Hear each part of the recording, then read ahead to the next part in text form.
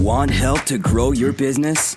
Download BRiN, the world's first business advisor in your pocket. To find out more, visit BRiN.ai or search the App Store today.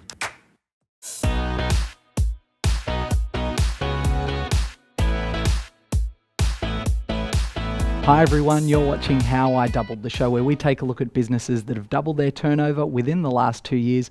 I'm Kvist, and today we're going to take a look at a business that has doubled its turnover in the personal fitness and health space within the last 2 years.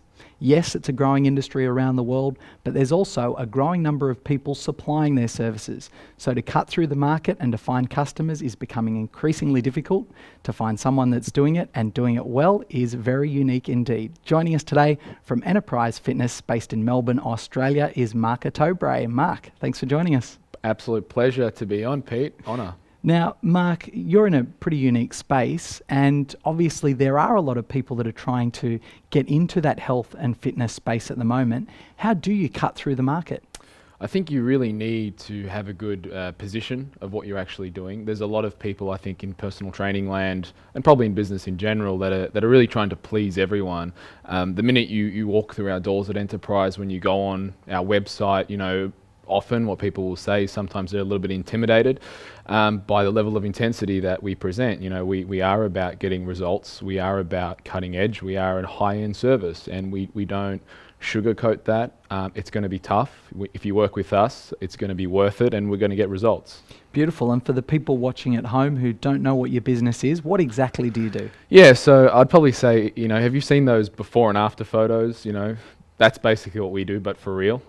We've trained some, you know, pretty amazing people to win. I've lost count at this point about how many titles, models, fitness models, figure competitors, including, you know, Miss Australia's, Mr. Australia's, as well as we train boxers as well. We've got one guy, Andrew Maloney. He won Commonwealth Games gold in 2014, and we train his brother, Jason Maloney, and they're both professional now. So, yeah, it's serious, but we also train people who, you know, are looking for a no-nonsense approach to their training.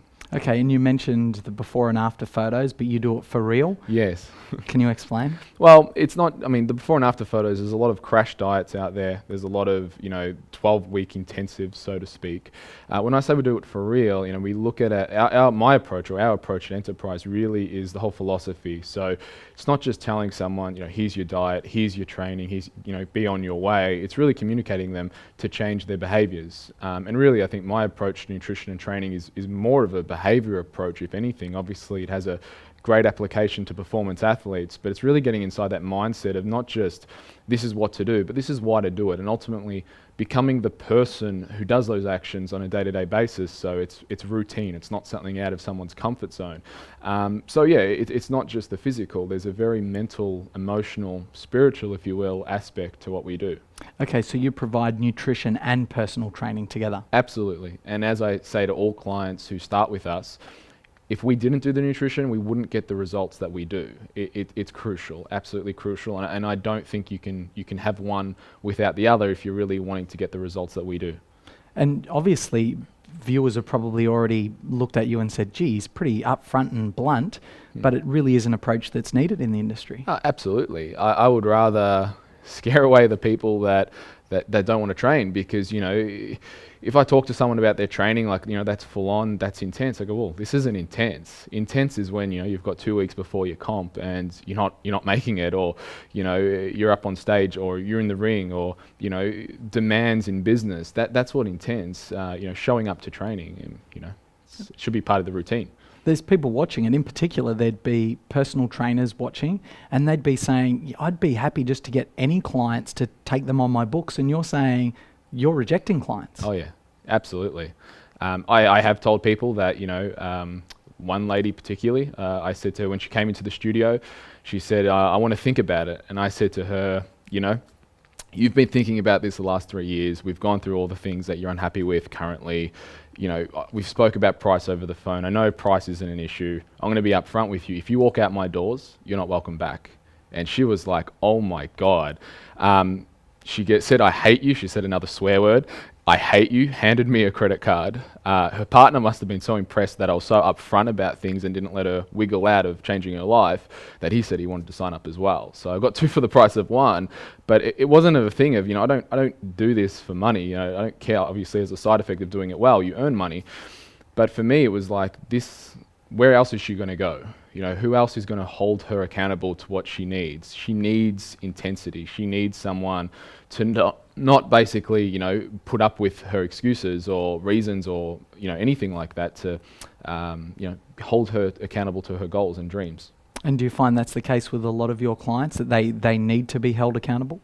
Yeah, I think I need to be held accountable, and that's what we do even as a team with each other as the trainers at Enterprise. I think everyone needs accountability to some degree. Obviously, some people are inspired and self-motivated, and that's fantastic. But everyone, I think, will shine when there's more accountability and someone or someone that demands a higher level of expectation. I think a good coach, or a good trainer, or a good business mentor, whatever it is someone who holds you to a higher standard than which you hold yourself, because I think that's the only way you're really going to get that massive growth. As a coach, I never lower my standards. My clients always come to my standards, and as such, they can hate me in that process. But I always get the hugs, the presents, the thank yous, all those warm, fuzzy feelings at the end of it, because they realize what I've done for them. I haven't lowered myself to where they are. They've had to come to where I am. So you don't really care about the process. It's about, you want results. I want results. I want results for them. I have this funny analogy. It works, but it's almost like, in a past life, not that I believe in past lives, but in a past life, you did something very horrible to this person. So they're coming to you, and you owe it to them to make this life better. So when you come from that mentality, you don't care what you look like, what you say. It's like, this person needs my help. If I need to be a little bit harsh or rough around the edges to get them that result, I know at the end of that result, they're going to thank me for it because I've changed their life. So that's what I'm committed to. I'm not committed to people's, excuses. But do people find that a little bit too confronting? And even though they, they put their credit card across, they find that too confronting and they drop out of the system? Absolutely. Some people do find it confronting. Usually I capture that before they give us our credit card. There probably has been the odd occasion where people have given us their credit card and, not all my trainers obviously are as intense as me. I'm obviously the owner of the business. So usually sometimes it may be a case of just having the conversation. But to reiterate, I educate all my trainers very well. It's never us imposing our values onto a client. So it's not like, okay, you have to get results, otherwise we don't want to know you or don't want to train you. It's more about having an honest conversation with someone. So what level of results are you expecting? Okay, you're expecting these level of results, well, you need to put in this much to get these level of results. Oh, you're not willing to put in that effort, well then, this is where your results are going to stay. You have a problem with that? Well, there's a disconnect, and holding people accountable to that and just making them realize that there's nothing wrong with staying where they're at, absolutely nothing wrong, and they can continue training, but just understanding themselves and being honest with themselves is really what we're asking, and that's where the honesty in the relationships come through. And it's in excess of $1 million in turnover at the moment and still growing rapidly, more than doubled within the last 2 years. Obviously, you had to start somewhere. You had to start small. How did Enterprise Fitness start? Yeah, well, I started PTing originally out of Genesis in Ringwood. I started as an employee for them. I was earning an amazing $16.50, I believe, per hour. I think it went up a little bit if I was doing hour sessions to like $22. So not a lot of money. I was willing to throw in the towel like about 6 months, going to a sales role because I heard the money was better. At the time, they implemented what was called an IBO system, which is very common nowadays at mainstream gyms, which is basically an independent business owner. So I now I pay them a rental fee. At the time, it was, I think, $1,000 a month that I'd pay them. And I'd run my business essentially through their gym and got customers, collected money, did all that kind of stuff myself. So that's really where my personal training began. And why did you want to get out of that and into your own business, though? If you've already got it set up, the infrastructure's already there, the gym's already there, it's a big step to get out of that and try it for yourself. It's a really great question, and one that I ponder and still do ponder today, right? Because I've moved around from gyms. I went from Genesis, I went to another smaller gym, and then I went to another gym, Doherty's in Brunswick, which is kind of like the mecca of bodybuilding gym. And, I think I was earning about $125,000 at the time. I looked at myself in the mirror and I said, you know what? I could do this for the rest of my life. I honestly could. There's no shortage of clients. I'm in a great gym. I don't have to pay overheads. Don't really have that many people to manage. I think at the time I had about 2 or 3 people. This is good. Life is good. Why am I pushing myself to open up another studio? Then I realized it actually had nothing at all to do with the money and everything to do with the impact that I wanted to leave on the industry and just set the standard so much higher than what it currently has been. So I wanted to have a studio that was private, exclusive, that was all about a high-end service, that was all about results, that was all about education, a kind of a central place where people could come to be educated as well as trainers, and just, I suppose, lift and prove to myself and prove to others that I was capable of building this studio and be at a place of inspiration. And I wasn't going to get that in someone else's home. As great of a home as it was, it still wasn't my home. And I felt really inside of me that I owed it to myself to create that. And what was your first step? The first step was basically just planning, really. A lot of research. I went, traveled a fair bit, did a lot of seminars and courses with a lot of different strength coaches. But really, the goal of opening a studio was there for a number of years, since I started personal training, but I never really got serious about it until probably 2012. That's when I really, or 2011, 2012 was when I really said, you know what, I'm going to do this. I'm going to step up and make it happen. So let's kick on to the first key point, which is people, which we've got down here. And let's paint the picture right now. How many people do you employ? We have 13 with 1 new staff member coming on. Great. And what roles do they have? So I have, 10 or 11 trainers. I've got 2 admin girls, or 1 on sales and 1 who basically like admin manager and does all the accounts and all that kind of stuff. Then my wife, she does the functional health services. That's the team in general. And then the rest are trainers. So bringing more trainers as we have more sessions available. Okay, people is a very broad brush stroke. It's something that a lot of different businesses talk about.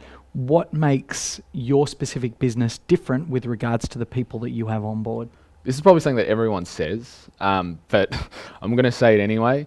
I really genuinely care about my people, and I don't hire anyone who I don't have that connection with, basically, or someone who I can't genuinely care about.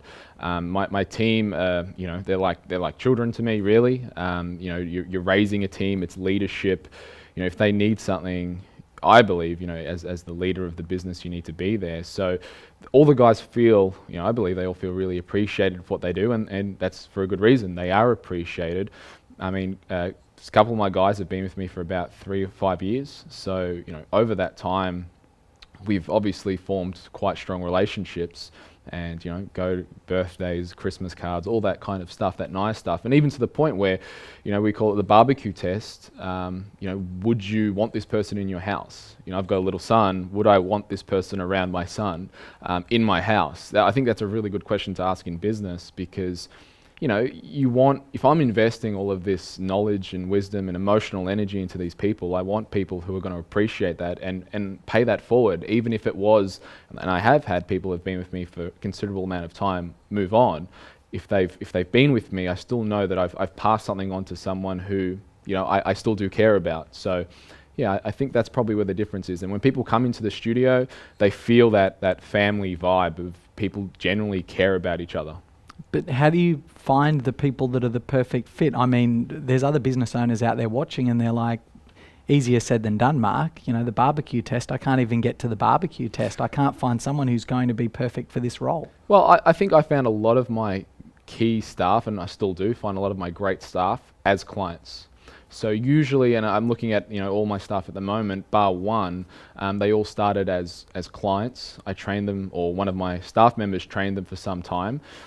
They became great clients. And to continue enjoying this presentation, download BRiN, the world's first business advisor in your pocket. To find out more, visit BRiN.ai or search the App Store today.